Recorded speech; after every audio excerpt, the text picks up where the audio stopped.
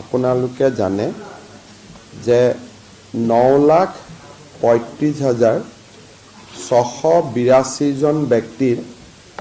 আধাৰ card Bharat চৰকাৰে যদিও biometric সংগ্ৰহ কৰিছিলে কিন্তু আধাৰ কাৰ্ডসমূহ বিতৰণ কৰাটো বন্ধ কৰি ৰাখিছিলে। এই লোকসকল সেই লোকসকল আছিল যিসকলে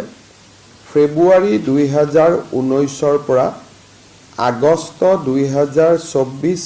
এই সময়ছোৱাৰ ভিতৰত NRC বা আধাৰ কেন্দ্ৰসমূহত বায়োমেট্ৰিক দিবৰ বাবে তেওঁলোকে সেই কেন্দ্ৰসমূহলৈ গৈছিলে। যোৱা কিছুদিন ধৰি এই লোকসকলে 9,38,865 গৰাকী যি লোক আছে তেওঁলোকে বিভিন্ন সময়ত অসম চৰকাৰৰ ওচৰত অভিযোগ কৰি আহিছিলে যে আধাৰ কাৰ্ড বন্ধ হৈ থকাৰ বাবে তেওঁলোকে স্কলাৰশ্বিপ, ৰেচন কাৰ্ড, বিভিন্ন ধৰণৰ চৰকাৰী সুবিধাৰ পৰা বঞ্চিত হৈ আহিছে। আৰু এই ব্যক্তিসকলৰ ভিতৰত বহুবিলাক এনেকুৱা ব্যক্তি আছে যিবিলাক ব্যক্তিৰ NRCৰ লগত কোনো সম্বন্ধ নাছিলে, তেওঁলোকে মাত্ৰ সেই সময়ছোৱাত আধাৰ কাৰ্ডৰ বাবে বায়োমেট্ৰিক দিবৰ বাবে গৈছিলে। অৰ্থাৎ এই আধাৰ কাৰ্ড আৰু NRCৰ কোনো প্ৰত্যক্ষ সম্পৰ্ক নাছিলে। সম্পৰ্ক ইমানেই আছিলে যে সেই 4 মাহৰ সময়ছোৱাৰ ভিতৰত তেওঁলোকে বায়োমেট্ৰিক দিবৰ বাবে NRC বা আধাৰ সেৱা কেন্দ্ৰসমূহলৈ গৈছিলে আৰু তেতিয়া NRC আৰু আধাৰ সেৱা কেন্দ্ৰ একেটাই আছিলে, দুটা পৃথক পৃথক নাছিলে। এই বিষয়টোৰ ওপৰত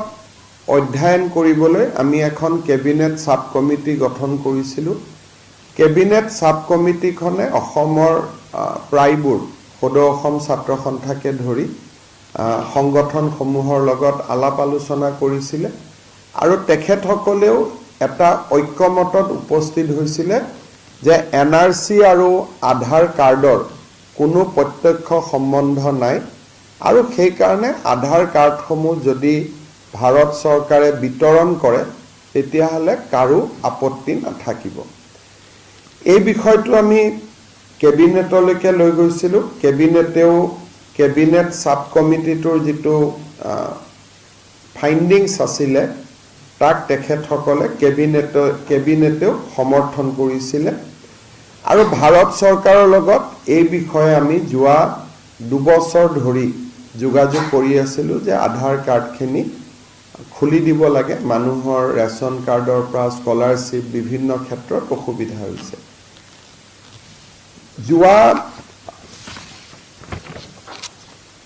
29/7/2024 তাৰিখে আমি অসম চৰকাৰে ভাৰত চৰকাৰে আমাক অনুৰোধ কৰে যে অসম চৰকাৰে এটা আনুষ্ঠানিকভাৱে ভাৰত চৰকাৰক গোটেই বিষয়টো জনাব লাগে।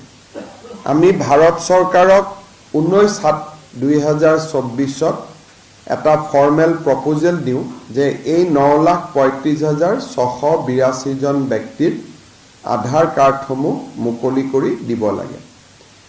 আমি দিয়া পত্ৰখনৰ ওপৰত ভাৰত চৰকাৰে চলিচিটৰ জেনেৰেল অৱ ইণ্ডিয়াৰ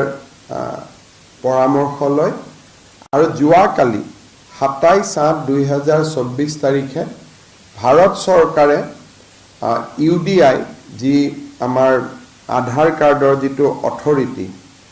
ইউনিক আইডেণ্টিটি যিটো অথৰিটি আছে, তেওঁলোকক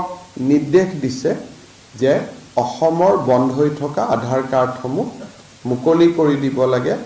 আৰু যাৰ আধাৰ কাৰ্ডৰ যোন যোগ্য ব্যক্তি যাৰ পৰা আমি বায়োমেট্ৰিক সেই সময়ত লৈছিলোঁ, এই 9,35,682 গৰাকী ব্যক্তিক আধাৰ কাৰ্ডসমূহ উভতাই দিব লাগে আৰু তেওঁলোকক আধাৰ কাৰ্ড লোৱাত যি বাধা আছিল সেই বাধা ভাৰত চৰকাৰে আনুষ্ঠানিকভাৱে প্ৰত্যাহাৰ কৰিছে। ইয়াৰ ফলত এতিয়া অসমত এই এটা বহুদিনৰ যিটো এটা ইস্যু পুঞ্জীভূত হৈ আছিলে 9,35,682 গৰাকী ব্যক্তিৰ তেওঁলোকৰ আধাৰ কাৰ্ড পোৱা পথ প্ৰশস্ত হ'ল আৰু মই ভাবোঁ যে অহা 15 দিন এমাহৰ পৰা ভিতৰৰ পৰা তেওঁলোকে নিজৰ নিজৰ আধাৰ কেন্দ্ৰত গৈ আধাৰসমূহ সংগ্ৰহ কৰিব পাৰিব য'ত য'ত তেওঁলোকে বায়োমেট্ৰিক্স দিছিলে বা ইউডিআই কৰ্তৃপক্ষই বেলেগ ব্যৱস্থাও কৰিব পাৰে যে তেওঁলোকে ক'ত গৈ আধাৰ কাৰ্ডখিনি সংগ্ৰহ কৰি লাগিব কিন্তু ভাৰত চৰকাৰে ইতিমধ্যে যিহেতু আগৰ যিটো নিষেধাজ্ঞা সেইটো তেওঁলোকে প্ৰত্যাহাৰ কৰিছে আৰু এতিয়া আধাৰ কাৰ্ড পোৱাৰ পথ সকলোৰে প্ৰশস্ত হ'ল এটা বহুদিনীয়া এটা যিটো ইস্যু আছিলে সেইটো আনুষ্ঠানিকভাৱে ৰিজল্ভ হ'ল বুলি মই আশা কৰিছোঁ কেন্দ্ৰীয় গৃহমন্ত্ৰী ডাঙৰীয়াক এই বিষয়টো লৈ মই ব্যক্তিগতভাৱে সাক্ষাৎ কৰি